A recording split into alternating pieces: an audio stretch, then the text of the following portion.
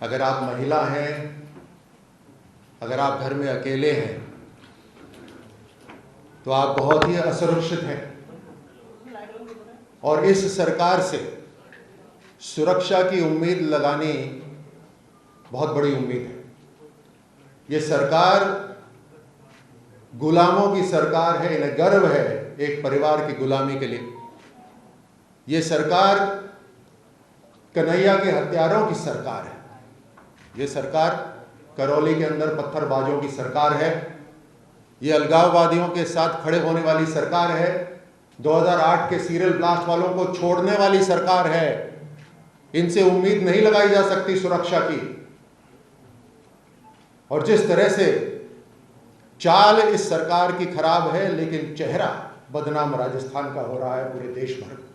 यह अत्यंत दुख की बात है। मेवाड़ में एक बच्ची से रेप होता है, उसके टुकड़े टुकड़े कर दिए जाते हैं। मारवाड़ में एक मां के साथ रेप होता है, उसके ऊपर थिनर डालकर उसके आग लगा दी जाती है। लोगों में गुस्सा है, भय है, लेकिन अपराधियों में कोई भय नहीं है, क्योंकि वे जानते हैं कि ये सरकार, राजस्थान की राज्य सरकार, अपने आकाओं की सुरक्षा को प्राथमिकता देती है। ये अपने आकाओं की सुरक्षा में पूरी तरह से व्यस्त है। ये पोस्टर लगाने में व्यस्त है। अपने आकाओं की सुरक्षा के लिए पोस्टर लगा रही है, जगह जगह जा रही है, अलग अलग कोर्ट में पेश हो रही है ये सरकार। लेकिन राजस्थान की महिलाओं के लिए, राजस्थान की जनता के लिए ये सरकार कतई खड़ी नहीं है। इनके आकाओं ने भी स्पष्ट कर दिया है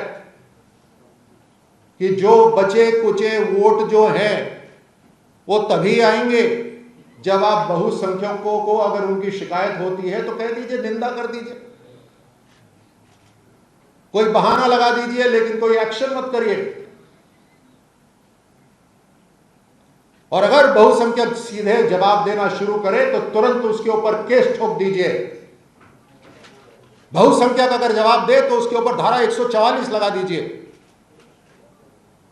और बातें बड़ी बड़ी होती हैं, जहां पर भी आप देखते हैं किस तरह से पत्थरबाजी हो रही है हर जगह, लेकिन उसके जवाब तुरंत दे देते हैं कि भारतीय जनता पार्टी जिम्मेदार है इसके लिए, कोई और संगठन इसके लिए जिम्मेदार है।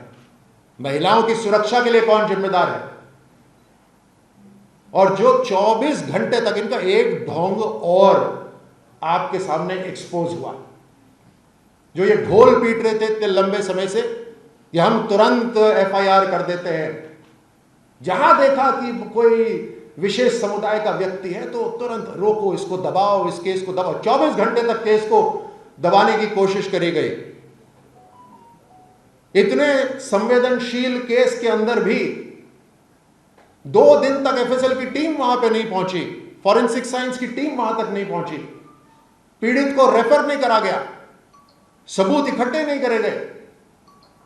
ये तो जनता का, मीडिया का दबाव था। उसके बाद जाकर ये केस आगे बढ़ा, व्यक्ति गिरफ्तार हो गया, लेकिन आगे अभी फॉरेंसिक की रिपोर्ट अगर सही नहीं होगी तो वो छूट भी सकता है। ये मुख्यमंत्री जी जब बार बार इस तरह की बातें करते हैं, पुलिस की इंक्वायरी से पहले मनोवैज्ञानिक बनकर ये बोल देते हैं कि आधे से ज्यादा केस तो पीड़ित के परिवार वाले ही शामिल होते हैं, तो पुलिस के भी हाथ ढीले हो जाते हैं, उनको एक तरह से इशारा मिल जाता है। और कहते हैं कि आधे केस झूठे हैं, यानी आधे झूठे हैं, आधे पीड़ित के परिवार वाले करते हैं। तो ये तो बड़े मनोवैज्ञानिक हो गए, तो बैठे बैठे मुख्यमंत्री जी सारी समस्याएं हल कर देते हैं। पुलिस को तो कोई काम करने की जरूरत ही नहीं है। प्रधानमंत्री मोदी जी की सरकार ने 2018 के अंदर 12 वर्ष से कम आयु के बच्चों के साथ अगर दुष्कर्म हो तो उसके लिए सजाए मौत का एक्ट पास करा, मृत्युदंड का प्रावधान रखा। लेकिन राजस्थान में देखिए 2019 से लेकर 2022 तक 93% केसेस बढ़े हैं, बढ़ोतरी हुई है। सामूहिक दुष्कर्म की इसी साल 1337 केसेस हैं, 1337 केसेस, और 7090 से ऊपर इसी वर्ष के मामले हैं रेप के।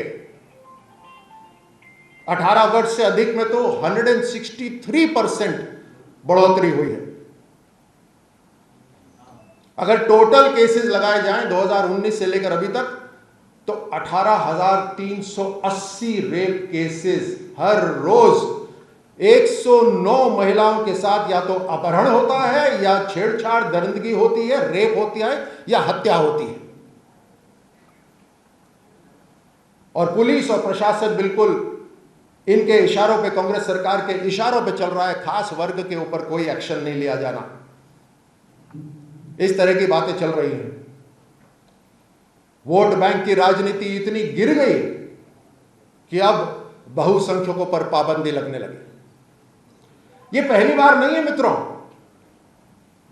जो ये बार बार बोलते हैं कि ये तो बीजेपी करा रही है, तो वो संगठन करा रहा है। ये धर्म यात्राओं के ऊपर जो पत्थरबाजी हो रही है तो 1926 में भी होती थी। 1926 के अंदर कलकत्ता, आपको याद है, वहां पर उस समय भाजपा भी नहीं थी, कोई और संगठन भी नहीं था। लेकिन मैं आपको याद दिलाना चाहता हूं कि उस समय अंग्रेजी सरकार थी, विदेशी हुकूमत थी, लेकिन विदेशी हुकूमत ने भी धर्म यात्रा के ऊपर पाबंदी नहीं लगाई थी। पत्थर मारे विशेष समुदाय, धर्म यात्रा पर पाबंदी लगाए राज्य सरकार, वो भी बहुसंख्यकों पर। पत्थर भी खाओ और इनके कानून की मार भी खाओ। उस समय विदेशी हुकूमत धर्म यात्रा पर रोक नहीं लगाती थी। आज की राज्य सरकार जो कांग्रेस की है उस तरह पाबंदियां नहीं लगाती थी। 2022 में जो पत्थरबाजी हो रही है 1926 में हो रही थी, 2022 में भी हो रही है। इसके अंदर धारा 144 लग रही है। भजन कौन सा बजेगा इसकी अनुमति लेनी पड़ेगी आपको पहले से। डीजे बजेगा या नहीं बजेगा उसकी अनुमति लेनी पड़ेगी। इस कांग्रेस सरकार का ढोल कैसे बजेगा यह राजस्थान की जनता जल्द बताने वाली है। अभी तक राजस्थान की सरकार निर्णय कर रही थी कि ढोल कौन सा बजेगा, लेकिन ढोल कैसे बजेगा यह अभी राजस्थान की जनता इनको बताएगी। जिस तरह की तुष्टीकरण की राजनीति ये लोग कर रहे हैं। एक दलित महिला के साथ वहां पर बलात्कार हुआ, उसको जिंदा जला दिया गया, उसके ऊपर कार्रवाई नहीं हुई। ये और हजारों ऐसे केस, चाहे जमवा रामगढ़ के अंदर पथरा हुआ अभी एक धर्म यात्रा के ऊपर, चाहे करौली के अंदर हुआ, चाहे जोधपुर के अंदर हुआ, चाहे मंदिर नष्ट हो रहे हैं, ये सारे के सारे तुष्टीकरण राजनीति के कारण हैं। ये तुष्टीकरण राजनीति के उदाहरण हैं। और मैं अब आपको B.R. अंबेडकर जी की परिभाषा आपको बताता हूं जो उन्होंने अपनी किताब में लिखी है कि तुष्टीकरण क्या है।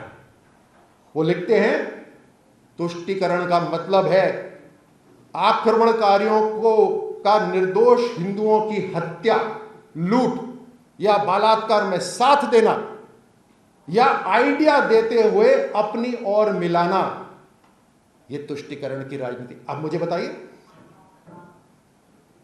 ये साथ, इनका समर्थन, अलगाववादियों का समर्थन राजस्थान में कौन दे रहा है?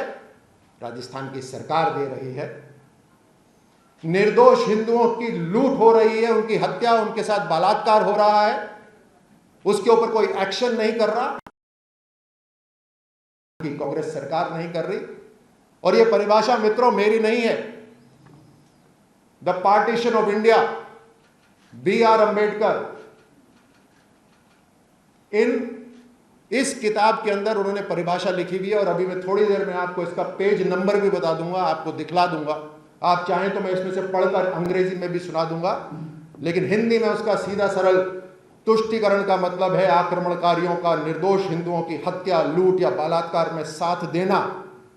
और राजस्थान सरकार साथ दे रही है जब एक्शन नहीं ले रही उनके ऊपर, या आइडिया देते हुए अपनी ओर लाना। अपनी ओर किस लिए लाना? क्योंकि चुनाव सर पर है और चंद जो वोट इनको मिलते हैं केवल यहीं से मिलते हैं।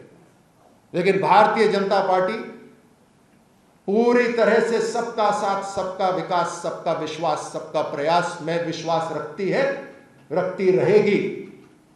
हम भारतीय जनता पार्टी अपने पथ से, अपने रास्ते से इस देश को सबसे मजबूत राष्ट्र बनाने के लिए हर एक भारतवासी का साथ जोड़ने में कतई पीछे नहीं हटेंगे और जो गुनहगार होगा उसे कानूनी कार्रवाई से सजा मिलेगी। हमारा आज फिर आग्रह है आपके साथ, हमने अनेकों प्रेस कॉन्फ्रेंस करी है और हर बार यही मुद्दा होता है इसी तरह का। आज आपके सामने मैं फिर आग्रह करता हूं भारतीय जनता पार्टी की तरफ से कि कांग्रेस सरकार राजस्थान की जगे और जगकर बिना भेदभाव करे सबको बराबर मानते हुए तुरंत पुलिस को छूट दे कार्रवाई करने की, और साथ साथ इस परिवार को, जैसे भारतीय जनता पार्टी ने डिमांड रखी है, इनको एक नौकरी मिलनी चाहिए परिवार वालों को और इनको आर्थिक सहायता मिलनी चाहिए।